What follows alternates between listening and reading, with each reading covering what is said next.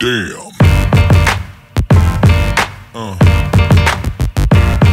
Yeah. Yeah. Yeah.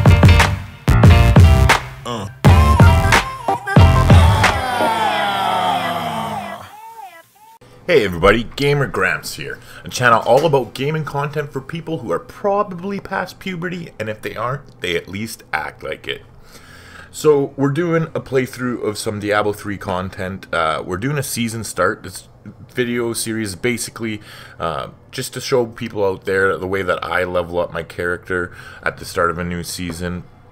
Hopefully you can teach you some tips and tricks along the way if you're newer to the game, and hopefully I can entertain you a little bit while you stick around if you're not so new to the game.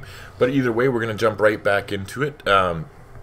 So I mentioned I usually do go pick up my get my Kanai's cube while I'm leveling, because now that we unlock those blood shards, I want to be able to use them, and if I find stuff that I can't put on, or as we progress, if we find legendaries that we don't have space to equip them, or they get shitty as we get closer to level 70, you can have enough, I think, to throw one item in the cube with the amount of death breath we got. So I'm just going to make a quick private game, and I'm going to go grab the cube, and then we'll jump into another public one and keep rifting.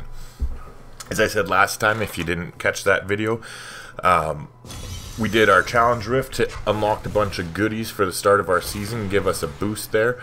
I always pick healing on the Templar. I think it's healing, I use intimidate, and then charge, and yeah, inspire here. That's the path I take with him. But anyways, so we're gonna pop up to Act 3, I believe. It has been a while, but yeah, there we go. Runes of Secheron. So we're gonna go get our cube here, and yeah, it's not too bad. I just enjoy doing it that way because I figure it's useful when you're leveling up. I don't do this like at the start of the season. I usually play with my friends and whatever, but like I'm not one of those people that's like crunching down, like, you know, completely optimized, and and I don't want to be. Like, when I do play Diablo, I like to just relax and enjoy myself. So I mean, I don't want to take forever to get to level 70 and stuff, but I'm not exactly gonna lose sleep if it takes me 2 hours or 3 hours or whatever it happens to be. We'll get there when we get there. And this is just kind of the route that I like taking. So when you are playing by yourself, if you're not with a group of people, as you're leveling, you're definitely going to want to stack up the massacre bonuses. I mean, you can actually level significantly fast solo. Like, I think it might even be almost as fast or even faster than group play if you can stack the massacre bonuses. Now, there's obviously certain characters are better for this than others. Oh, nice. We got level 10 here. So we'll throw that on him. But what I'm really excited about is the passive, because I fucking hate slow tunes. And yeah, there we go. We just unlocked Fueled by Death. So consuming a corpse increases your movement speed by 3% for 5 seconds, and it can stack up to 10 times. So we can get up to a 30% movement boost. We're definitely going to go with that, because I hate crawling around in this game. Anyway, so yeah, we're gonna keep looking for the cube here. But yeah, as I said, the Witch Doctor is actually, I think, I'm pretty positive, don't quote me, but pretty positive the Witch Doctor is the best for leveling solo. I think when I was dicking around with it a while ago, like, and this was quite a while, mind you, so maybe there's been changes since then, but I think the best time I ever did it in was like 2 hours and 15 minutes, I think, or 2.5 hours. I leveled from 1 to 70 solo with the Witch Doctor. It's super easy because they got so many damage over time effects like Haunt and Locust Swarm and stuff like that. Plus you can get the Ring of Emptiness, I think, too, when you're leveling, if you time things out right, which just makes you disgustingly powerful as a Witch Doctor. But we're doing the Necro here, and we're not leveling that style, but we got our own tips and tricks that we're going to be taking advantage of here coming up. I think it's level 22 that I'm going to be just gambling my blood shards, and hopefully we can get some good legendary items that are going to help us cruise through the content as we level from 1 to 70.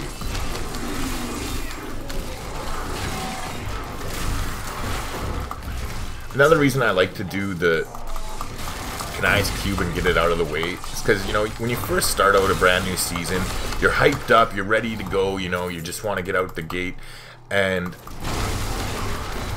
it's honestly, you know, not the funnest to grind through 1 to 70.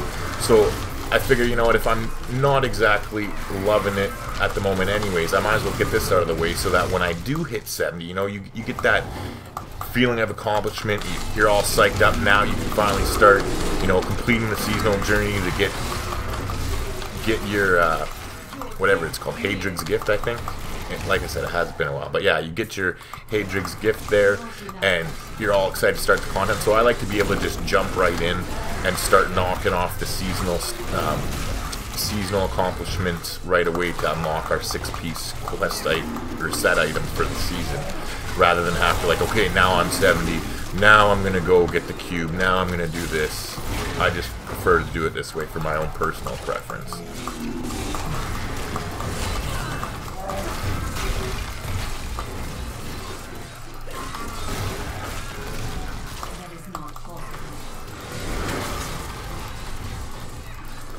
We're getting up to level 12 here. Now there's certain benchmarks for crafting gear and stuff like that like are really, really powerful upgrades. I believe the first one for weapons is level 15. Well, I think there's one earlier. I think it's like level 8 or something that you can craft like a magic two-handed weapon, but I really don't give a shit, to be honest. Like, and I'm not, like, I don't think it's that valuable. Maybe it is, maybe I'm wrong, but for me, I just don't care. So I always just usually, I play with whatever the game drops me, the RNG gods, whatever they decide that I'm fit for. I play with that until level 15, and then I craft my first, I think it's a Flamberge, if I remember right. Oh, he's actually the quest. I usually just run away from those guys, 'cause I don't think it's worth the time to kill them, but he's actually the quest, so we picked up a little bit bonus experience for killing him there. We're really just here searching for, I think it's the Elder Sanctum it's called. That's what the area we're looking for. Ooh, nice, we just got our golem. But I don't equip the golem right away. They don't have really huge DPS or anything like that. I like having the skeletons as a buffer, but it's probably just because I'm used to playing hardcore when I really need them as a buffer. But anyways, I'm just going to wait until we unlock our 3rd skill bar there, because I think it's the curse that comes, if I remember right, on Necromancers. Yeah, I think it's Decrepify, and I don't use the base rune. Like, I do like the curse and use it, especially if we luck out and get Dainty's Binding later on. But I usually don't use Decrepify as I'm leveling until I hit the runes that give you more stuff. And there you go, perfect, the Elder Sanctum. Oh wait, shit. I click on these books too, because you do get a little bit of experience, I believe. Oh, maybe not. Maybe it's just the other ones. But anywho, so here we go. Cruising along here. These ones are really great too, these Rat Kings, if you are leveling solo, and so what I do is I try to not kill them, to be honest. I always concentrate on the other trash around them, because look, they spawn off all these little rats here, and then frickin' they're a super way to start up a massacre bonus, and it's really easy to chain them too as you go along. So that's one little tip too, that if you are playing solo, things to look out for. And another good thing is when you are on this, if I remember, I think there's always a guaranteed resplendent chest on the way to the Kanai's Cube. But we'll have to see it as we go here if we find one. Just don't quote me, but I'm pretty sure that it's a guaranteed. That it's guaranteed to be along the way here, but time will tell, I guess.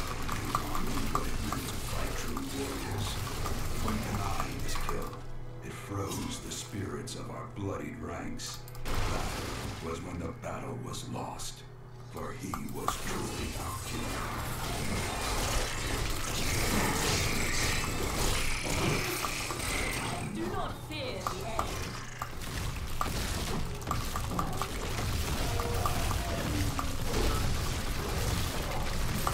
See, and that's why I love running into those things.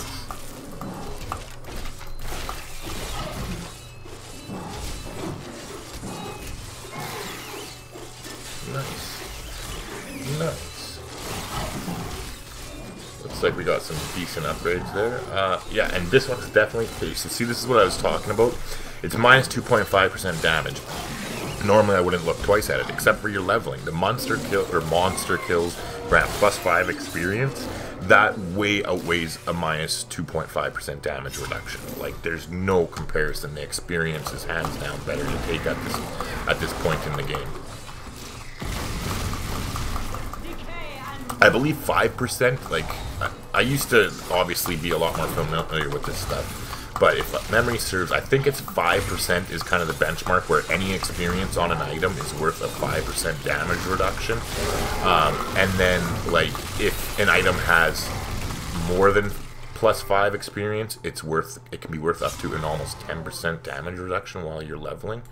But I'm not 100% sure. You'd have to Google that for yourself and check into it. Oh, nice. We got a freaking elite pack there of those Rat Kings. Okay, and so now we unlocked Decrepit Fight. Oh, but we're in combat, so we can't change. I was going to switch over to the Golem before the fight, but oh well, we'll make do with what we have and blow us up some rats here.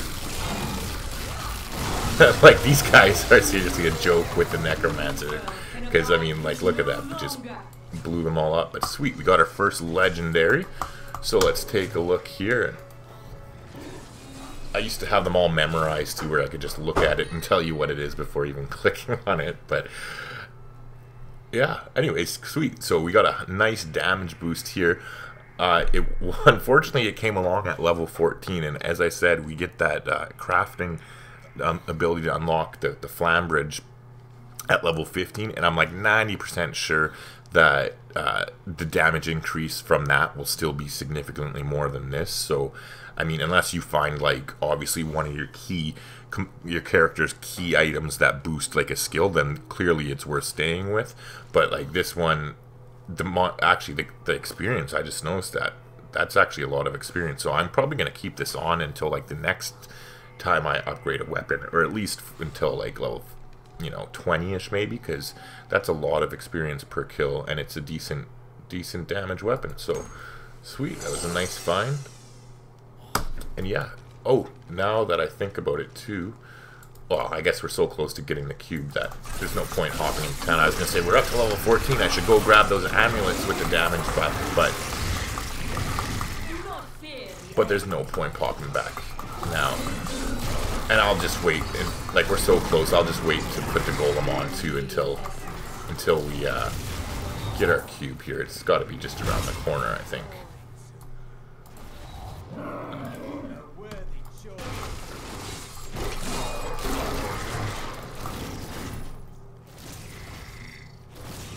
Ooh, contamination. That's like one of my favorite skeleton runes, I think.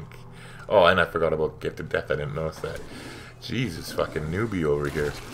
Okay, so yeah, I like the contamination one. It used to be overpowered. I think they nerfed it where it's not so, like, brutal, or, like, brutally good and overpowered. But, it's still fun. I always like Acid Cloud as the Witch Doctor, and this is kind of close to an Acid Cloud. It just sits there.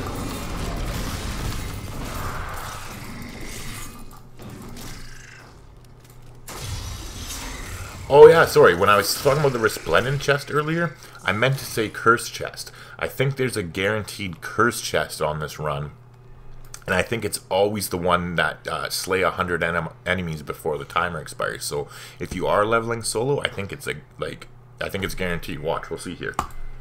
Yeah, kill 100 enemies. So it's a guaranteed freaking one of those specific types of curse chests, which are great for leveling up because you get a fat massacre bonus here, especially on this level, because there's like those Rat Kings and stuff pop up too, and you can just constantly blow them up. Like, and even with other classes, like, it's a super great way to get a nice massacre bonus here that's guaranteed.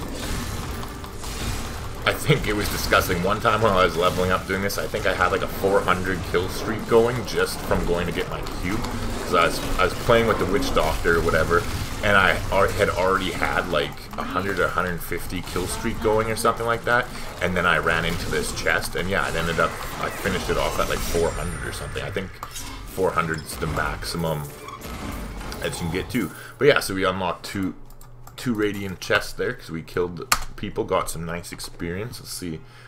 Ooh, and they're not the greatest, but still, we got some more monster experience there. I keep saying monster experience, and some recovery, and then this one's not too bad either. So, and I would switch that out because like 16% toughness is good, but we're on softcore. We don't really need toughness at this point, anyways, and the rare armor we're wearing has experience on it, so I'm just going to keep that.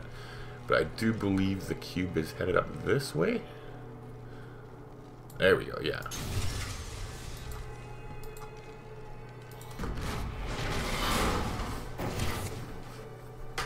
Okay, perfect.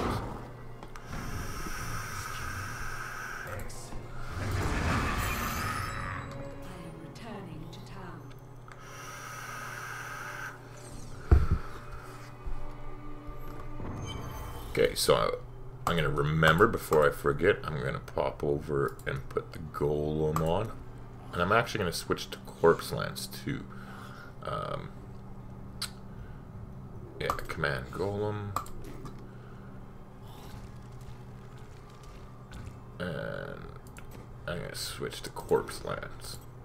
I keep forgetting my rooms. I got to get better at checking that. Okay, there we go. So I'm going to roll with that. Bone spirits. I'm going to go with bone pillars because I like that one. It's super fast and I think it gives you more experience. And level 15, so we unlocked the cost to command our skeleton, so maybe we might use that a little bit more, but unless you have like a set like that Jessis set or whatever it's called, I don't usually command them that much unless I'm on like a boss. Like for elites and stuff, you usually kill the stuff pretty quick anyway, where it's not a big deal. So we got our skills set up there. We got the cube. I'm gonna go here and we're gonna shop for our amulet. Hopefully we get as lucky as the last time and don't have to shop around too much. So they're always the same between acts 3 and 4. So I mean, if you go to one, don't go to the other. It's a waste of time. But acts 1, 5, and 2. Acts 1, 5, and 2 have the different jewelers. You're always looking for the ones that are blah blah blah the fence. So like Act 5, it's the little girl down here. Yeah, Ruthie the fence. There she is. Oh, I got excited when I saw Slaughter. I thought that might be it, but it's not. So we'll just keep shopping around here. Act 2, it's the fat guy, if I remember.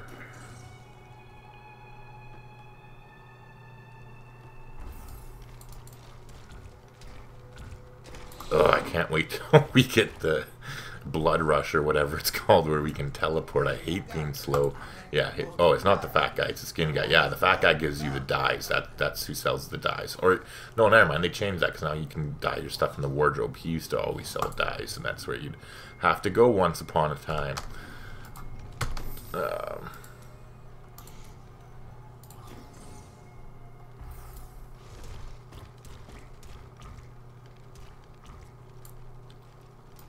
Believe in Act 1 is the worst act for this because I think the guy's all the way down here. Yeah, there he is. Don't tell no one around here appreciates the work I put into acquiring these fine wares. Yeah. Okay, and so like getting these rings and these amulets, the rings more so than the amulet because you get 2 of them, right? So it obviously increases a lot more damage, but they're worth looking for. They're worth taking that time at the very beginning like this. It's worth going to check them out. So I usually will do up to 3 games recreating. So like that one counts as the first one. This is the second one. If we don't find them in here, or don't find the amulet in here, I'll make one more game to try it again. But at that point, it's just kind of like, fuck it. The RNG gods are mad at me. You'll find a damn amulet when you find a damn amulet. Because like, really, I don't want to waste my whole life looking for it, right? Okay, so he's a strike out.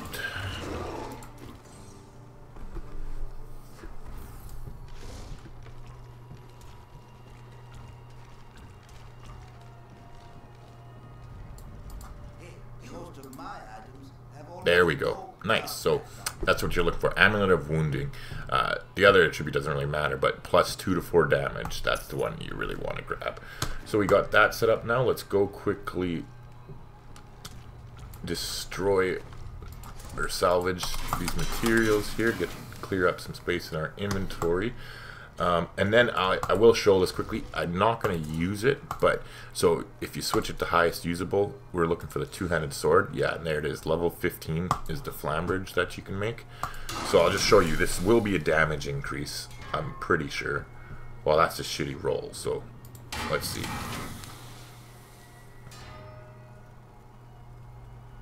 Yeah, you want to obviously get one with damage and intelligence, but I'm not going to waste any more crafting materials because like I'm not going to be using this anyways, since our legendary item there has 14 experience per kill on it, so I'm just going to salvage those, but definitely will be upgrading soon. Anywho, I'm going to put a quick cut in here. We're going to go and start rifting now that we got that stuff all taken care of, but yeah, just want to thank everybody for tuning in. If you're new here and you like what you see, don't forget to subscribe and hit the bell when you do. If you want to support us, give us a boost, feel free to hit the like button. Or if you hate me and you think I should die, there's a whole comment section below dedicated to all you keyboard warriors out there. Anyways, thanks again, and be sure to come back next time for some more geriatric gaming glory.